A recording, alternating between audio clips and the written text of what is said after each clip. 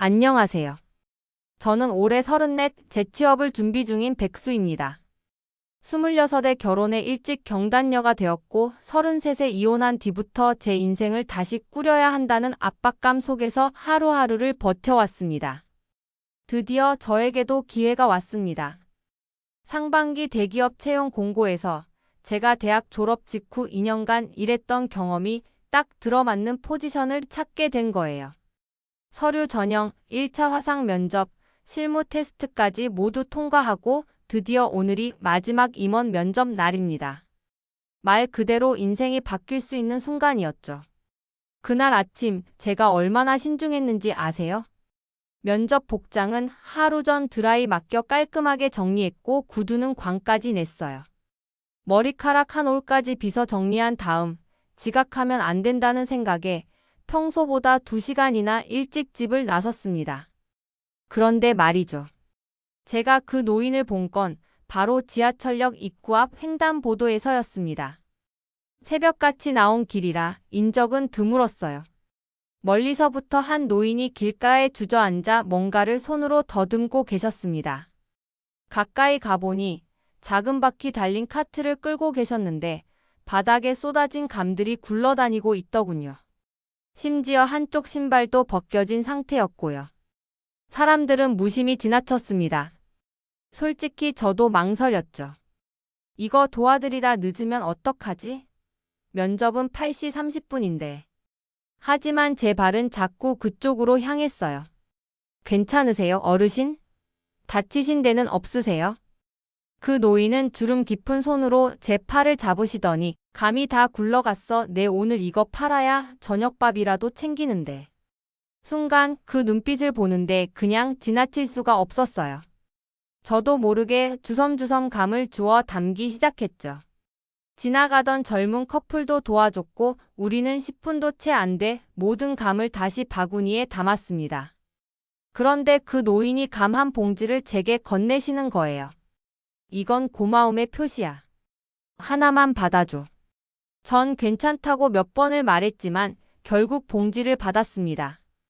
그리고 나서 정신이 번쩍 들었죠. 시계를 보니 8시 15분.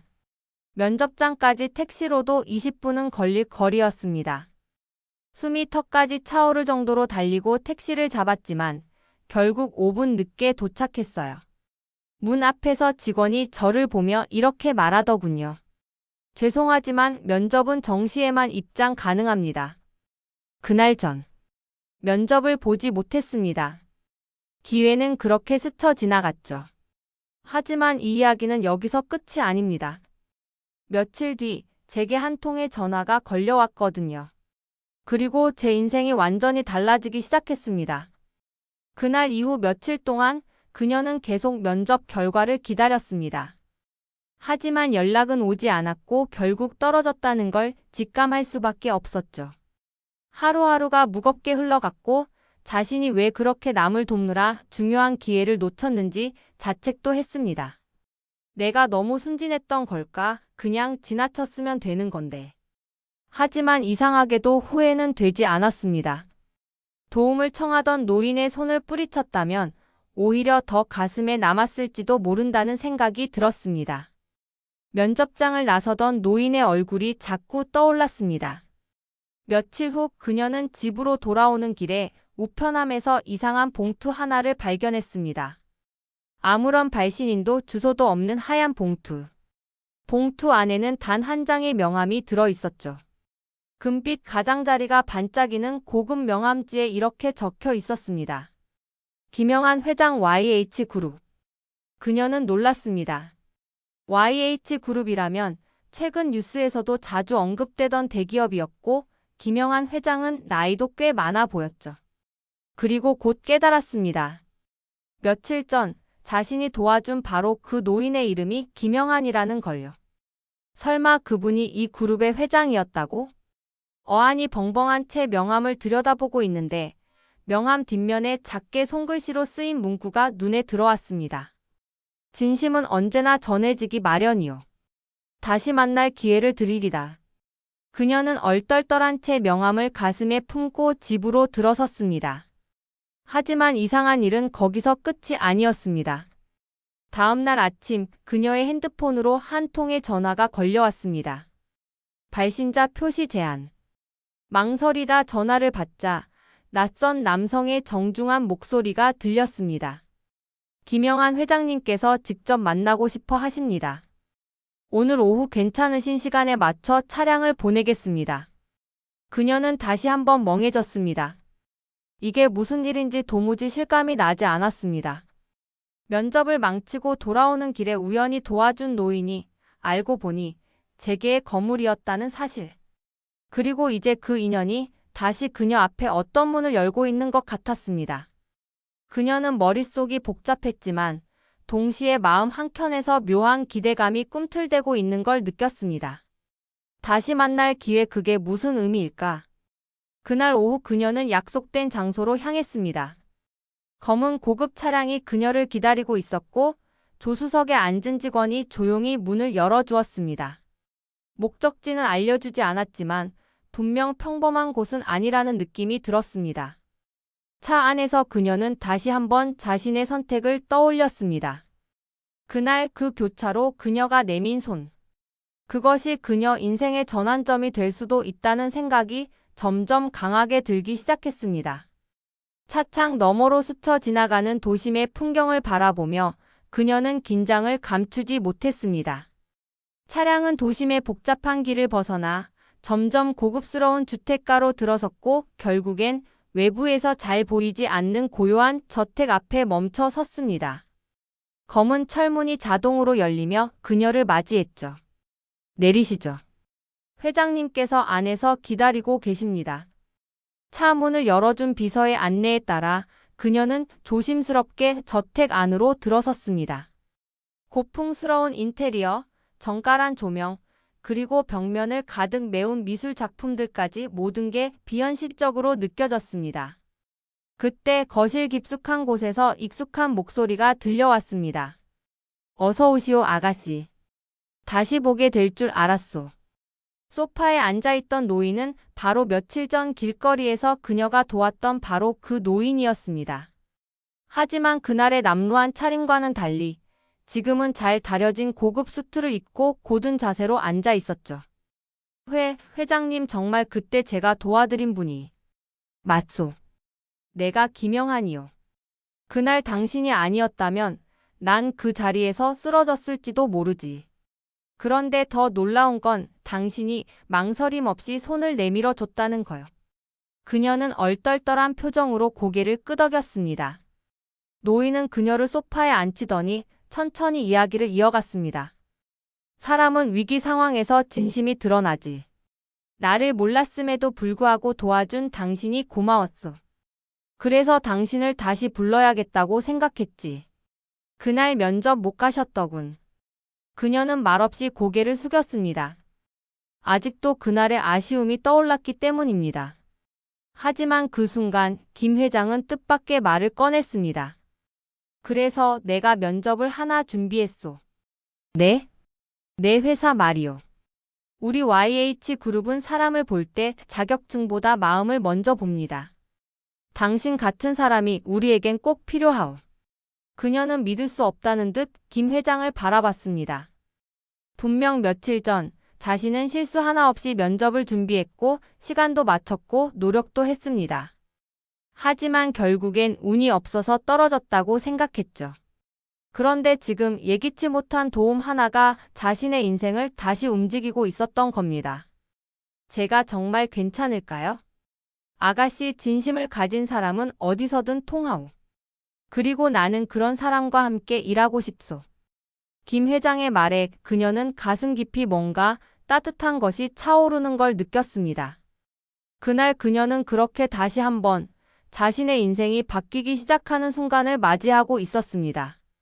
따뜻한 차 한 잔이 그녀 앞에 놓였습니다. 그 향긋한 향기 속에서도 그녀는 여전히 긴장한 표정이었습니다. 아무리 생각해도 현실 같지 않았습니다. 분명 며칠 전만 해도 버스비를 아끼기 위해 걸었던 길이었고 이력서를 출력할 돈이 부족해 흑백 인쇄를 했던 자신이었는데 지금은 재벌 회장의 거실에 앉아 면접 아닌 면접을 보고 있다니. 자, 이름부터 다시 한번 말해보시오. 김 회장은 부드럽지만 단호한 목소리로 말을 이었습니다. 이름은 서유진입니다. 29이고요. 경영학과를 나왔고 지금까지 여러 파트타임으로 생활했어요. 고정적인 직장은 아직 없습니다. 그래, 왜 우리 회사에 들어오고 싶소? 그녀는 깊이 숨을 들이신 뒤 대답했습니다. 처음엔 솔직히 그냥 안정된 직장을 원했어요. 월급이 꼬박꼬박 나오고 부모님한테 걱정 안 끼칠 수 있는 그런 곳이요. 그런데 지금은 제가 누군가에게 필요하다고 느끼고 싶어요. 누구든 단 한 사람에게라도 유진이가 있어서 다행이다 그런 말 듣고 싶어서요. 그 말에 김 회장은 살짝 눈썹을 치켜 올렸고 잠시 침묵이 흘렀습니다. 마치 그녀가 왜 그런 마음을 갖게 되었는지 되묻는 듯한 눈빛이었죠. 아버지가 편찮으세요. 어릴 때부터 제게 늘 세상은 냉정하다고 말씀하셨거든요. 그래서 어른이 되면 강해져야 한다고 믿었어요. 그런데 막상 나와 보니 강한 척 해봐야 아무도 안 알아줘요. 전부 스펙, 배경, 외모 이런 것만 보더라고요. 그녀는 말하다가 스스로 눈시울이 붉어지는 걸 느꼈습니다. 창피했지만 멈출 수 없었습니다. 그런데 회장님께선 저 같은 사람의 진심을 봐주셨어요. 그래서 저도 진심으로 일하고 싶어요. 어디서든요. 그녀의 목소리는 떨렸지만 또렷했습니다. 김 회장은 고개를 천천히 끄덕였습니다. 그리고 옆에 놓인 서류를 한 장 꺼내 그녀에게 내밀었습니다. 이건 우리 회사 인턴 계약서요. 급여는 정식 사원 수준일 거요. 3개월간은 배운다는 자세로 해보시오. 그 후엔 전환 여부를 내가 직접 결정하리라. 그녀는 그 자리에서 얼어붙은 듯 말이 나오지 않았습니다. 결국 떨리는 손으로 서류를 받아들고 가슴 깊숙이 다시 다짐했습니다. 이건 기적이 아니야. 이건 내 진심이 만든 두 번째 기회야. 새벽 6시 서유진은 알람보다 먼저 눈을 떴습니다. 밤새 뒤척이느라 제대로 잠들지 못했지만 피곤함보다 설렘이 더 컸습니다. 재벌 회장의 개인 추천으로 입사한 첫날. 정장은 중고 매장에서 산 것이었고 구두는 뒤축이 살짝 닳아 있었지만 거울 앞에서 웃으며 다짐했습니다. 잘할 수 있어, 유진아. 회사의 문을 열었을 때 그녀를 맞이한 것은 냉랭한 공기였습니다. 복도 곳곳에 사람들이 분주히 움직였지만 그녀에게 인사하는 이는 아무도 없었습니다. 비서실장이 안내해준 자리엔 작은 명패가 놓여 있었습니다. 경영기획실 인턴 서유진. 첫 업무는 문서 정리였습니다. 기획안 출력, 회의실 셋업, 그리고 임원 회의 자료 복사. 단순한 일이었지만 유진은 최선을 다했습니다. 한 글자 한 장도 실수 없이. 그러나 점심시간이 되자 그녀는 처음으로 회사란 공간의 냉정함을 느꼈습니다. 인턴이랑 같이 먹긴 좀 자리 없어서 미안해요. 경영기획실 대리의 말에 유진은 애써 웃으며 자리를 떴습니다. 혼자 구내식당 한켠에 앉아 식판을 내려다보는데 식욕이 사라졌습니다. 혼자인 것 같아도 괜찮아. 이겨내야지. 그렇게 스스로를 달래며 다시 자리로 돌아왔을 때 작은 쪽지가 책상 위에 놓여 있었습니다. 회의실 B에서 회장님 대기 중. 정리한 자료 들고 오세요. 비서실. 유진은 다급히 회의 자료를 챙겨 B 회의실 문을 열었습니다. 그곳엔 김 회장이 조용히 앉아 있었습니다. 첫날은 어땠소? 긴장했지만 배우고 싶다는 마음이 더 컸어요. 그래, 그런 자세가 중요하지. 그는 잠시 그녀의 눈을 바라보며 말했습니다. 그대는 남들보다 뒤에서 출발했을지 모르지만 끝은 다를 수도 있소. 다만 세상은 냉정하오. 진심 하나만으로는 부족할 때가 많소. 그걸 이기려면 뭐가 필요하다고 생각하오? 유진은 생각 끝에 대답했습니다. 진심을 지키되 실력을 쌓는 거요. 김 회장은 미소 지으며 고개를 끄덕였습니다. 좋소. 그 말 잊지 말고 앞으로 3개월간 증명해 보이시오. 회의실을 나서는 길 유진은 자신도 모르게 입꼬리를 올렸습니다. 처음으로 누군가에게 믿음을 받은 느낌. 그 감정이 세상의 차가움을 이겨낼 용기가 되어 주었습니다. 인턴 2주차. 서유진은 매일 새벽같이 출근해 누구보다 늦게 퇴근했습니다. 회사 생활은 예상보다 훨씬 고됐지만 김 회장의 한마디가 그녀를 버티게 해주었습니다. 그러나 시간이 지날수록 이상한 기류가 감지되었습니다. 회장님이 저런 인턴을 왜 챙기실까? 어디서 백을 써온 거 아냐? 얼굴 보니까 그럴만도 하네. 복사기를 사용하는 유진의 등 뒤에서 들려오는 낮은 속삭임. 들은 척하지 않으려 했지만 그 목소리엔 분명한 악의가 담겨 있었습니다. 유진은 아무 말 없이 자리를 피했습니다.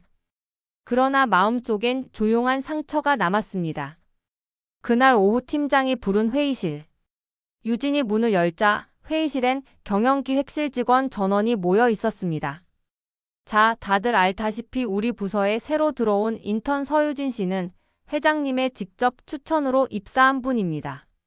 그렇다고 해서 우리와 다를 게 있는 건 아닙니다. 똑같이 평가받고 똑같이 일할 겁니다. 유진은 당황했습니다. 아무 말 없이 고개를 숙였지만 몇몇 직원들의 시선이 더욱 차가워진 걸 느낄 수 있었습니다. 어떤 이는 비웃었고 어떤 이는 노골적으로 자리를 박차고 나갔습니다. 퇴근길 유진은 혼자 엘리베이터를 탔습니다. 문이 닫히기 직전 익숙한 얼굴이 나타났습니다. 경영기획실 차장이었습니다. 그는 문이 닫히자 조용히 말했습니다. 괜히 얽히지 마요. 회장님이 챙긴다 해서 여긴 만만한 데 아니에요.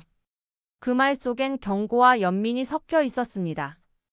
유진은 고개를 끄덕이며 웃었지만 속은 얼어붙은 듯 서늘했습니다. 이겨내자. 여긴 시험대야. 자신의 존재를 설명하지 않아도 되는 날이 오기를 바라며 유진은 다음 날 더 일찍 회사 문을 열었습니다. 하지만 그를 향한 질투와 오해는 점점 더 짙어지고 있었고 그 속에서 유진은 조금씩 달라지고 있었습니다. 인턴 4주차가 되던 날이었습니다. 새벽같이 출근해 회장 보고용 데이터를 검토하던 저는 공유 드라이브에 올라온 파일 하나를 보고 눈을 의심했습니다. 분명 전날 밤 늦게까지 새로 만든 매출 예측 시트였는데 숫자가 전부 뒤죽박죽이 되어 있었습니다. 서식도 깨져 있었고 계산식은 오류투성이었습니다. 이건 일부러 손뗀 건가? 혹시나 해서 수정 내역을 확인했지만 기록은 깔끔히 지워져 있었습니다. 오전 9시에는 회장님과 임원진 앞에서 프리젠테이션을 해야 했는데 시간이 턱없이 부족했습니다. 저는 그대로 앉아서 모든 셀을 다시 점검하기 시작했습니다. 한편 팀장님은 저를 부르더니 조용히 말했습니다. 유진 씨, 미안하지만 발표는 김 대리가 대신할 거예요. 회장님 앞에서 실수하면 안 되니까. 제 얼굴이 굳어지는 걸 느꼈습니다. 준비한 사람이 발표하지 못한다는 건 신뢰를 잃었다는 뜻이었습니다. 하지만 상황을 정리하려면 당장의 프리젠테이션보다 데이터 복구가 급했습니다. 알겠습니다. 그 대신 회의 전의 자료는 제가 완벽히 고치겠습니다. 저는 회의실 문이 열리기 직전까지 키보드에서 손을 떼지 않았습니다. 마지막 셀을 저장한 뒤 USB에 담아 팀장에게 건넸습니다. 잘 부탁드립니다. 회의실 밖에서 기다리는 동안 안에서 들려오는 질문과 답변이 귀에 가시처럼 박혔습니다. 발표가 끝난 뒤 문이 열리자 김 회장님이 제게 다가와 조용히 말씀하셨습니다. 수고했소. 숫자 하나 흔들리지 않더군. 그 순간 제 뒤편에서 누군가의 짜증 섞인 숨소리가 들렸습니다. 뒤돌아보니 김 대리였습니다. 그의 표정엔 당황과 분노가 뒤섞여 있었습니다. 설마 그 사람이? 의심은 확신으로 변해갔습니다. 하지만 저는 입을 다물었습니다. 증거 없는 비난은 또 다른 불신을 부를 뿐이었으니까요. YH그룹은 3분기 신규 투자를 위한 전략 보고서를 준비 중이었습니다. 팀장은 제가 데이터 통합 파트를 맡아주길 원했습니다. 사흘 뒤 중간 점검이 있었고 외부 컨설턴트까지 참여하는 큰 회의였습니다. 야근이 이어지는 와중에도 누군가 제 컴퓨터를 엿보는 듯한 낌새가 느껴졌습니다. 퇴근 전엔 비밀번호를 바꿨고 중요 파일은 전부 암호화했습니다. 그리고 혹시 모를 사태에 대비해 사무용 노트북 로그를 캡처해 두었습니다. 중간 점검 당일 준비된 보고서에는 최신 거래 조건이 반영돼야 했습니다. 그런데 회의 30분 전 김 대리가 들고 온 버전에는 공란이 가득했습니다. 팀장은 크게 당황하며 제게 눈길을 보냈습니다. 죄송하지만 최신 조건이 빠진 자료는 회의에서 쓸 수 없습니다. 저는 준비해 두었던 USB를 꺼냈습니다. 이게 최종본입니다. 백업해 두었습니다. 회의는 무사히 끝났고 컨설턴트는 예상보다 정교하다며 호평을 남겼습니다. 회장님도 미소를 보이며 자리를 떴습니다. 그 뒤로 김 대리는 저를 피했습니다. 3개월 인턴 종료 일주일 전 인사팀은 전환평가용 면접 일정을 공지했습니다. 저는 마지막까지 업무 인수인계를 정리했고 회장님께 결산 보고를 올리기 위해 야근을 하고 있었습니다. 늦은 밤 사무실 불이 꺼진 줄 알았는데 인쇄기가 돌아가는 소리가 들렸습니다. 복사실 문틈으로 빛이 새어나오고 있었죠. 살금살금 다가가 보니 김 대리가 제 계정으로 출력한 내부 기밀 문서를 가방에 넣고 있었습니다. 순간 휴대폰에 저장해둔 로그인 기록이 떠올랐습니다. 저는 조용히 복사실 문을 열었습니다. 무슨 일로 제 아이디를 쓰십니까? 그는 흠칫 놀라더니 황급히 문서를 숨기려 했습니다. 그때 경영기획실 차장이 뒤따라 들어왔고 상황은 금세 보안팀에 전달되었습니다. 실시간 접속 로그, USB 기록, CCTV 영상이 곧바로 확인됐고 김 대리는 자료 유출 시도 혐의로 조사를 받게 되었습니다. 다음 날 아침 임원회의에 소집된 저는 그동안의 프로젝트 진행 기록과 보안 로그를 보고했습니다. 김 대리는 결국 인사위원회에 회부되었고 회장님은 모든 사실을 파악한 뒤 조용히 말씀하셨습니다. 서유진 씨, 어려움 속에서도 차분히 문제를 해결했군. 우리 회사가 필요로 하는 건 바로 그런 사람이요. 정규직 전환 확정 메일은 회장실에서 직접 전달되었습니다. 경영기획실 주임 서유진. 저는 명패를 받아들며 깊은 숨을 쉬었습니다. 퇴근길 회사 정문을 나서는데 익숙한 실루엣이 보였습니다. 길모퉁이에 서서 작은 손수레를 끄는 김 회장님이었습니다. 여전히 낡은 모자를 눌러쓰고 있었지만 이번엔 수트 위에 얇은 바람막이만 걸쳤을 뿐 그날처럼 완벽한 변장은 아니었습니다. 오늘도 나들이이십니까?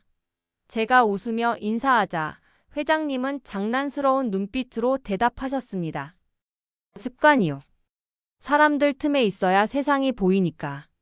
저는 잠시 망설이다 살짝 고개를 숙였습니다.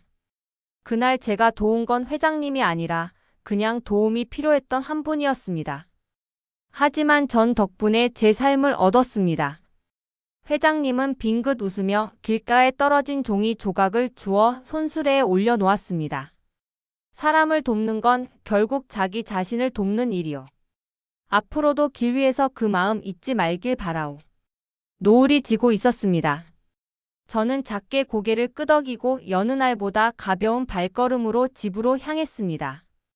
버스 창밖으로 붉은 하늘이 물들어가는 동안 처음 그날 젖은 감을 주워 담던 순간이 떠올랐습니다. 그리고 깨달았습니다. 어쩌면 인생의 문을 여는 열쇠는 거창한 스펙이 아니라 빗속에서도 손을 내밀 수 있는 용기였다는 것을요. 지금까지 마음다락에서 준비한 사연이었습니다. 더 많은 이야기가 궁금하시다면 구독과 좋아요로 마음다락을 응원해주세요. 다음 시간에도 깊이 있는 이야기로 찾아뵙겠습니다. 감사합니다.